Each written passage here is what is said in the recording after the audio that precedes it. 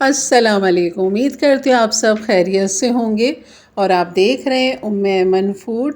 اور یہاں میں آج آپ کو بنانا سکھاؤں گی مٹن قنہ، اور وہ بھی ہم بنائیں گے یہاں پر چنیوٹی اسٹائل میں۔ اور بہت آسان ریسیپی ہے، بہت کم چیزوں کے ساتھ جاتی ہے، اور اس کو ہم بنائیں گے مٹی کے ہانڈی میں۔ تو چلیے بنانا شروع کرتے ہیں۔ بسم اللہ الرحمن الرحیم۔ سب سے پہلے آپ کو میں یہ بتا دوں کہ اس ٹائم لائٹ گئی ہوئی ہے اور پوری ویڈیو جو ہے نا کم لائٹ ٹارچ کے ساتھ میں نے بنائی ہے، تو اس لیے تھوڑا سا آپ کو اسکرین جو ہے نا اس طرح ڈم نظر آئے گی، تو یہ معذرت کے ساتھ۔ یہاں پر لے لیا ہے میں نے 700 گرام مٹن، جس میں یہ چانپیں بھی ہیں اور ہڈی والا گوشت بھی ہے اس کے ساتھ۔ تو آپ اس میں پایا بھی ڈال سکتے ہیں، بکرے کے پائے بھی آپ ڈال سکتے ہیں، اور اس طرح بڑی بوٹیوں کے ساتھ بھی بنا سکتے ہیں، کیونکہ قنہ جو ہے ہمیشہ بڑے گوشت کے ساتھ بنتا ہے، یعنی کہ بڑی بوٹیوں کے ساتھ بنتا ہے۔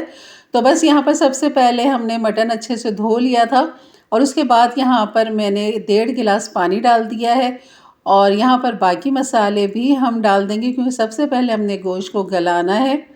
اور یہاں پر مسالوں میں جائے گا اس کے اندر نمک 1 ٹی اسپون، لال مرچ ڈال دیں گے 1 ٹی اسپون، پسا ہوا دھنیا ڈال دیں گے 2 ٹی اسپون، اور یہاں پر ہلدی ڈال دیں گے 1/2 ٹی اسپون۔ لال مرچ تھوڑی سی میں زیادہ ڈال دوں گی، کیونکہ میں نے ابھی آگے اس کی گریوی بھی بنانی، تو مرچیں کم ہو سکتی ہیں، تو 1/2 ٹی اسپون اور ڈال دیں اس میں۔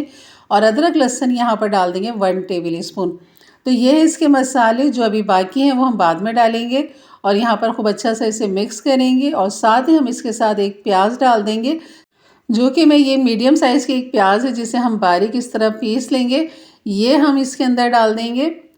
اور یہاں ڈالنے کے بعد اسے اچھا سا مکس کریں گے اور اسے ڈھک دیں گے پکنے کے لیے۔ تب تک آپ نے اس کو گلانا ہے جب تک جو گوشت ہے نا نہاری کی طرح نرم نہ ہو جائے، اتنا آپ نے اس کو گلانا ہے، یہ سخت نہیں ہوتا۔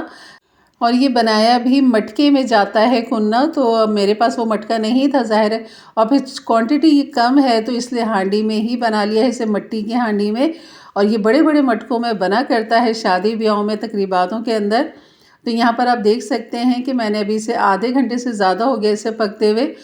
تو میں یہاں پر گھی ڈالنا بھول گئی تھی، کیونکہ گھی میں بہت اچھا فلیور آتا ہے اس کا، 1/2 کپ کے برابر میں نے ڈال دیا ہے۔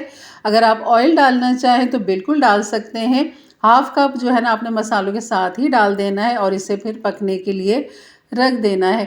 تو یہاں پر پکتے پکتے اسے کم سے کم پونا گھنٹہ ہو چکا ہے، اور گوشت جو ہے نا بالکل بہترین یہاں پر گل چکا ہے۔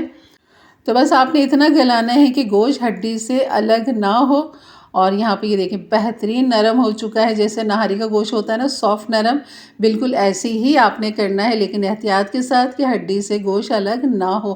اب یہاں پر یہ لے لیا ہے میں نے آٹا 4 سے 5 ٹیبل اسپون، اور یہاں پر میں نے لال آٹا لیا ہے جو میں اپنے گھر میں استعمال کرتی ہوں، آپ جو گھر میں استعمال کرتے ہیں بالکل وہی آپ نے لینا ہے۔ اور یہاں پر لینے کے بعد اس میں اچھا خاصا آپ نے پانی ڈالنا ہے، 1 سے 1.5 کپ پانی ڈالیں، اور اسے خوب اچھا سا اس طرح مکس کر لیں تاکہ کوئی لمس باقی نہ رہیں۔ اگر آپ کو پھر بھی ڈر ہو تو پھر آپ نے چھنی سے چھان لینا ہے۔ تو یہاں پر ہمارا جو مٹن ہے یہ بھی بھنائی کی طرف آ چکا ہے، خوب اچھا سا آپ نے بھون لینا ہے اسے آئل الگ ہونے تک۔ لیکن یہاں میں سوچ رہی ہوں کیونکہ ابھی ہم نے جب آٹا ڈالنا ہے تو اس کو بھی کم سے کم آدھا پونا گھنٹہ پکانا ہے، ایسا نہ ہو کہ گوشت مزید اس میں حل ہو جائے۔ تو یہاں پر جو ہے نا میں گوشت الگ کر لوں گی، اور جو اس کی گریوی ہے نا اس کے ساتھ ہم اس کی آٹے کی جو ہم نے بنائی ہے گھول وہ ہم ڈال دیں گے۔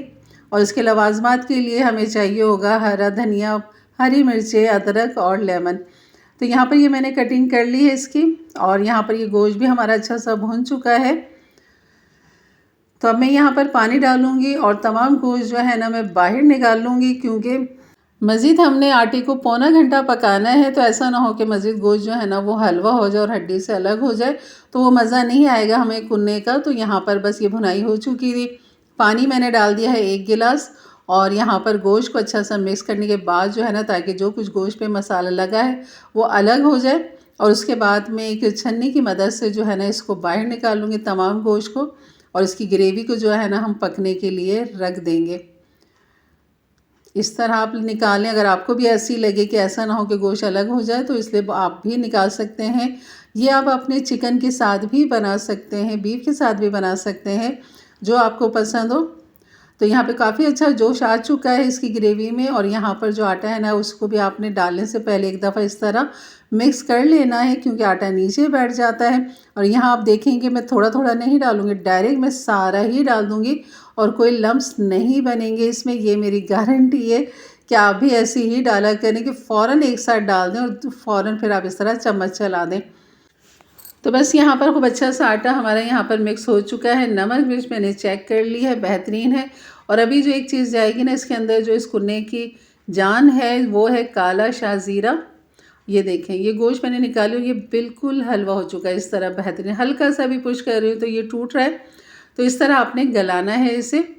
اور یہ دیکھیں ہڈی کے ساتھ ہی لگی ہوئی چانپیں بالکل اپنی جگہ پہ قائم ہے، اور یہاں پر بھی اسے پکتے پکتے پونا گھنٹہ ہو چکا ہے ہماری اس گریوی کو، اور کافی اچھی تھکنس اس کے اندر موجود ہے۔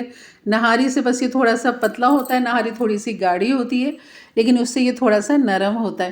اب یہاں پہ جو باقی گوشت ہے نا جو ہم نے نکالا تھا وہ سارا کا سارا ہم یہاں پر ڈال دیں گے، اور اسے مکس کریں گے۔ 5 منٹ کے لیے میں اسے دم پہ رکھوں گی، اور اس کے بعد پھر ہم نے اس کے اندر ڈالنا ہے کالا شاہ زیرہ، جو کہ سفید زیرہ آپ نے دیکھا ہے بڑا ہوتا ہے تھوڑا سا، لیکن کالا زیرہ جو ہوتا ہے نا سفید زیرے سے تھوڑا سا چھوٹا باریک ہوتا ہے، جیسے کہ آپ دیکھ سکتے ہیں سائز میں، اور اس کا رنگ بھی تھوڑا سا ڈارک ہوتا ہے، بلیک نہیں ہوتا پورا، لیکن تھوڑا سا ڈارک ہوتا ہے۔ اس کو آپ نے رگڑ کے ڈالنا ہے ½ ٹی اسپون۔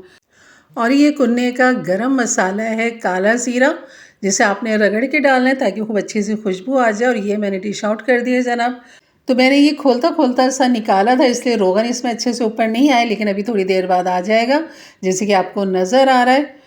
تو یہ ہے میری آج کی ریسیپی، اچھی لگی تو لائک کر دیجئے گا، جاتے جاتے میرے چینل کو ضرور سبسکرائب کر کے جائیے گا، بیل کے بٹن کو کلک کر لیں، آل کے بٹن کو پریس کر لیں، تاکہ میری ویڈیو کی نوٹیفیکیشن ہمیشہ آپ کو سب سے پہلے ملے، اور اپنے فیملی فرینڈ میں بھی ضرور شیئر کیا کریں تاکہ ان کے لیے بھی آسانی پیدا ہو، اور وہ بھی اس طرح کی مزیدار سی ریسیپی اپنے اپنے پیاروں کے لیے بنا سکیں۔